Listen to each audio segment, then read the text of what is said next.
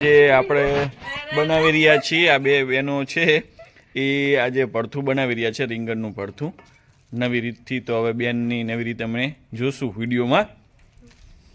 અને એક બાજુ રોટલા બનાવવાનું કામ ચાલુ થઈ ગયું છે. તો આ બેન બનાવશે રોટલા અને તાવડી મુકાઈ ગઈ છે આ બાજુ સાઈડથી. રીંગણના પટ્ટા ને પટ્ટા ક્યાંક શું કે રીંગણ જ બોલે.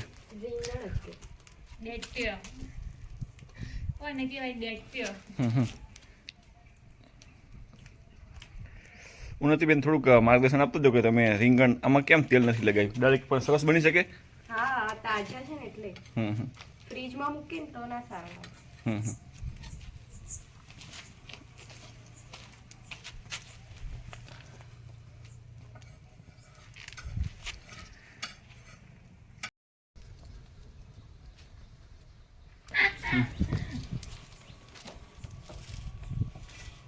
સરસ મજાના રીંગણ હવે શેકાઈ ગયા છે.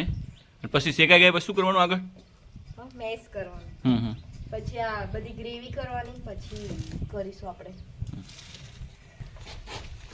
જો હવે આધુનિક બહેનો પણ છે ને રોટલા બનાવવાનું ભૂલ્યા નથી, કારણ કે આપણા શરીરને સારું એટલે આપણે શું કહેવાય તમે આને શું કહો, ફાઈબર સારું હોય ને આમાં, મિલેટ.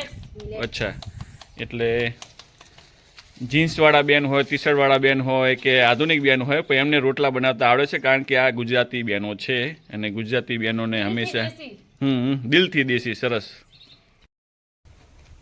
બસ આ રીંગણ શેકાઈ ગયા છે, એની પછી ઉપરની જે સ્કીન છે છાલ એ ઉતારવામાં આવી રહી છે.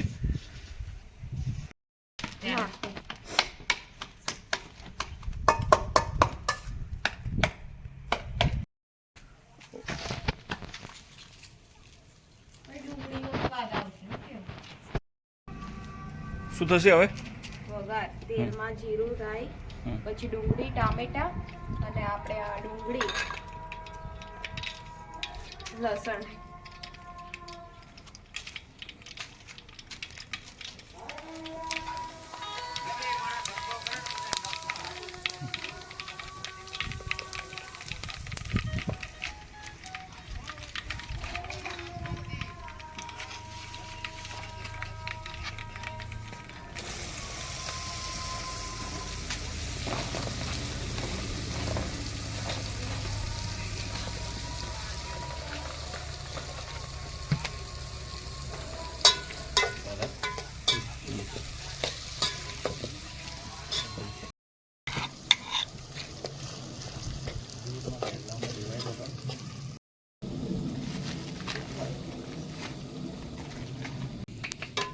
તમે કંઈ બોલશો બેન આ રોટલા વિશે કંઈ?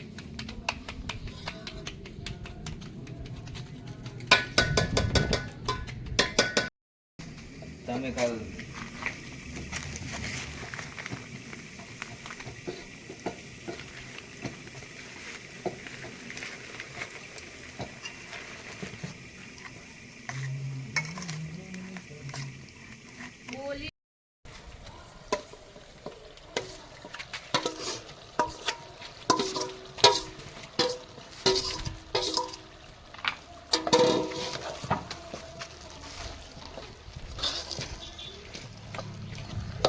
સરસ મજાનો ઓળો ગ્રેવી થઈ અને હવે એની અંદર રીંગણ મિક્સ કરી દીધા છે અને સરસ ટેસ્ટ હવે આવી રહ્યો છે.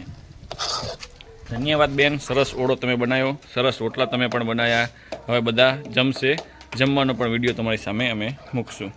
અને આ સલાડ પણ અમારું તૈયાર થઈ ગયું છે. સલાડ